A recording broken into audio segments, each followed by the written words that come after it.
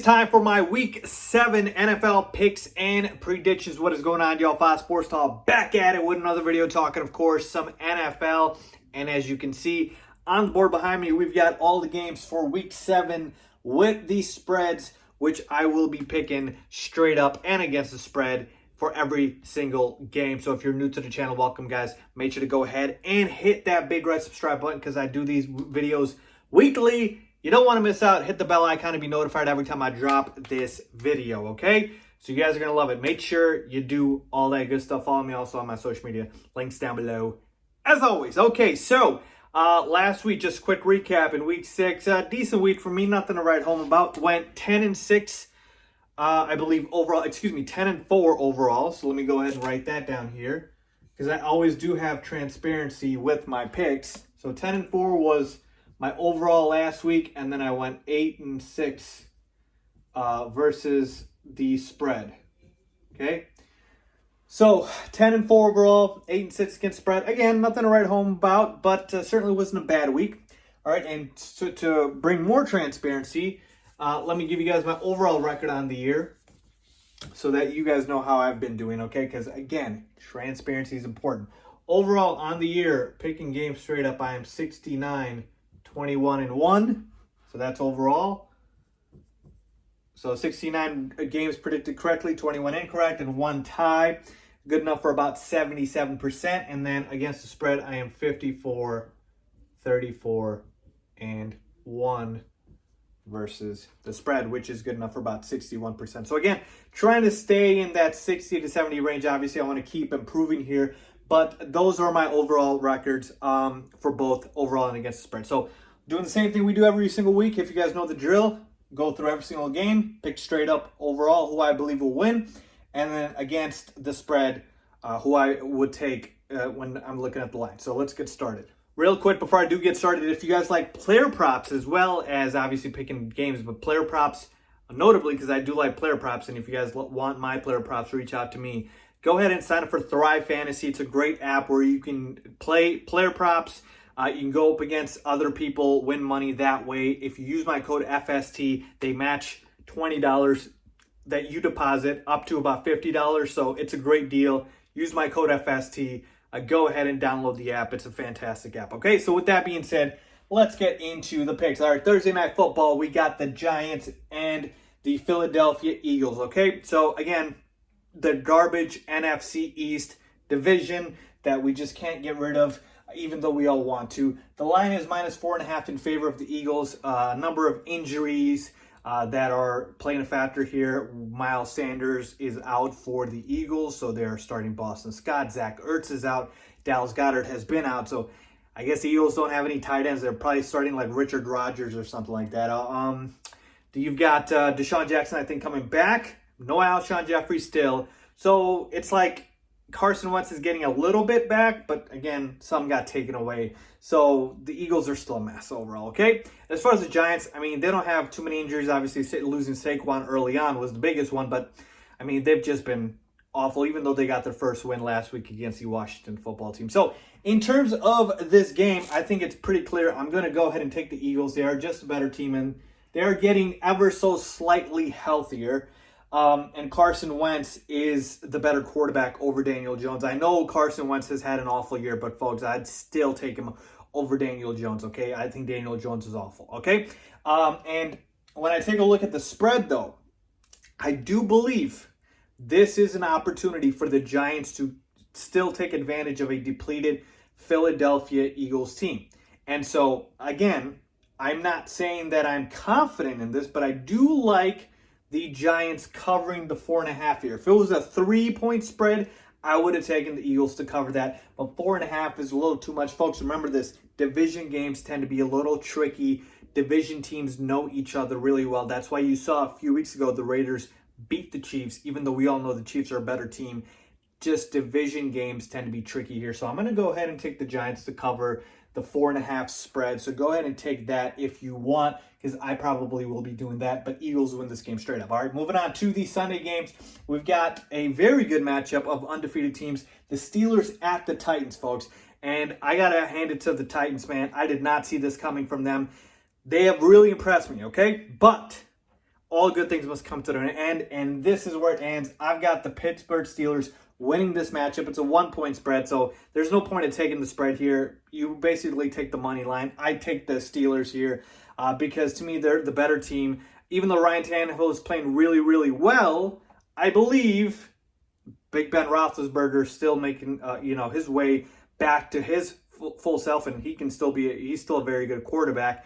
But yeah, offensively and defensively, the Steelers, I think, are just the overall better team. And defensively especially, okay? We're not going to see Derrick Henry run for 200-plus yards like he did last week. We're not going to see Ryan Tannehill destroy like he did last week. Nobody runs on the Steelers, all right? This defense is legit. I think they're the best in the NFL. They are no joke. I think this is the game the Titans get stopped. Give me the Pittsburgh Steelers to win this matchup. Moving on to the Lions at the Falcons. So this is going to be a shootout, folks. I think this is one of the highest over-unders of the week. We've got the Lions' putrid defense going to face Atlanta and their putrid defense in a dome, okay? Line is -2.5 in favor of the Falcons. And here's the thing. The Falcons obviously won last week. We saw that over the Vikings. And Matt Ryan looked really good. I think they're starting to get their legs under them. Obviously, no more Dan Quinn. So maybe a little bit of a culture shift here. But I like the Falcons to win back-to-back here, folks. Again, the Lions' defense isn't anything to be scared of. Matt Ryan should be able to throw all over them. You got Julio Jones back. Hopefully he stays healthy. Knock on wood here. I'm knocking on wood that I have over here. And then Calvin Ridley's there, Hayden Hurst. So they have weapons. Todd Gurley's been decent as well this year. So I believe this is going to be a high-scoring shootout. And I like the Falcons here. The 2.5 is nice because, again, if it was over 3, I probably would have taken the Lions to cover.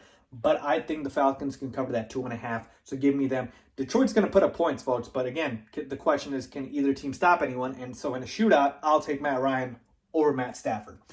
Just because he's got better complement of weapons. All right, moving on to the the Browns at the Bengals. Another division game here. Obviously, we saw the Browns coming off a very putrid loss to the Steelers. And I picked the Steelers to win that matchup. I knew the Browns weren't going to win, but I foolishly picked the Browns to cover that, thinking, man, this is the time now. The Browns have never beaten the Steelers. Maybe they can do it this year where they can at least keep it close. Nope. Baker Mayfield is god-awful. I forgot that. And thank you for reminding me, Baker Mayfield. All right? Moving on. We've got the cake matchup for the Browns here with the Bengals. So Baker Mayfield, if you've not seen the Baker Mayfield cycle online, go look it up. This always happens, right? He plays bad. Then he, has the underdog mentality against the media because everybody's calling out his garbage play. And then he beats up against an inferior opponent like the Bengals. And then he's feeling good about himself again. So I got the Browns here winning, folks. They're the better team over the Bengals. And they should be able to cover this -3. But again, it's the Bengals. So again, division games are tricky, like I said. But the Browns are the better team here. Again, this isn't really going to show me anything. Take the Browns. Moving on. Panthers at the Saints. All right. Another division game. A lot of division games this week. I got the Saints here. They're the better team. We saw that the Panthers, when they're faced up against a good defense like the Bears last week, Teddy Bridgewater folded. Mike Davis was able to get neutralized. And this Panthers team, again, they were hot without CMC for a little bit, but it's not going to be sustainable. They're just not that good. They're decent. They're improving, but they're not that good. Michael Thomas back for the Saints. I believe this is the game they start taking off and get back into a team that has been expected to be a Super Bowl contender, but just hasn't played like one. So in terms of the 7.5, I do think I'll take the Saints to cover. I think they dominate this game. Like I said, I think this is the game that they use to kind of propel them to the level they should be playing at. Bills at the Jets. Man, the Jets have been the easiest team to pick on in the NFL, and for good reason. I always try to look at the spreads here just to see, how egregious they can get. -13 for the Bills. I hate swallowing points, but folks, you're telling me I need to bet against the Jets. I just can't do it. Give me the Bills here. The Bills are going to be angry. My goodness, can't even do a check mark here. Bills are going to be angry coming off back-to-back losses. So remember that. Angry Bills team, poor Jets. I don't even care if Sam Darnold's back. They're not winning. Give me the Bills to cover. Dallas Cowboys at the Washington football team, folks. And this is a pick'em. If you could believe it, it's a damn pick'em. And why is that important? Because when the line opened, it was -3 Cowboys, and I jumped on it, and I took it, and now I look like an idiot because it's a pick'em, and for some reason, I don't get it. The Cowboys looked awful, yes, last week against the Cardinals. But, man, if you watch that game, there were a lot of things that went against the Cowboys, with the Zeke fumbles, with Michael Gallup dropping touchdown passes. Like, the Cowboys easily could have won that game. And the Washington football team's awful. They are awful. They should not be a pick 'em. Cowboys should be favored here. They should win this game. But, again, it's a pick 'em. Take it. All right, take the Cowboys to win with the money line. I feel like an idiot for taking the Cowboys -3, but that's how confident I am. I think the Cowboys win this game pretty easily. All right, moving on to the next set of games here. We've got the Green Bay Packers at the Houston Texans, and right off the bat, folks, I got the Packers here. The only question is whether they cover the 3.5. Pissed off Aaron Rodgers coming off one of the worst games of his career against the Tampa Bay Buccaneers. Going up against a Houston defense that isn't very good, that got destroyed by the Titans. Yeah, no, sign me up for the Packers here. I think they cover the -3.5, though I do think this will be a shootout. Seahawks at the Cardinals. We've got the MVP, or the MVP to be, in Russell Wilson at the Arizona Cardinals. Another division game. Boy, there's a ton of division games this week. I'll go ahead and take the Seahawks here. Again, better offense, better quarterback, better team overall. But division game, this is going to be close. I like the Cardinals to cover the -3.5. So give me the Cardinals there. A boring game here in terms of not many points to be scored. 49ers at the Patriots. -2 is the line for the Patriots. This one's very tricky. I'm not confident in this game. I'm probably staying away from this one. I'll be honest with you. But just for you guys, I have to pick, obviously. And I'll take the 49ers. Yeah, I get it. They're on the road here, folks.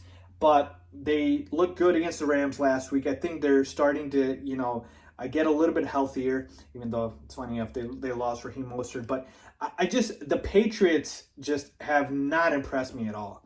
Like, Cam Newton, everybody wants to talk about, oh, he's looking great. No, he's not. Cam Newton has looked pretty mediocre. So to me, this is going to be a low-scoring, close game. Give me the 49ers to win, though. I don't like the fact that New England's favored here, but this is just a home favorite, I guess that's why. All right, moving on to the Chiefs at the Broncos. And obviously, I'm going to pick the Chiefs here. They're the better team. The important question is the line, -9.5. And I'm telling you right now, I think the Broncos cover that line.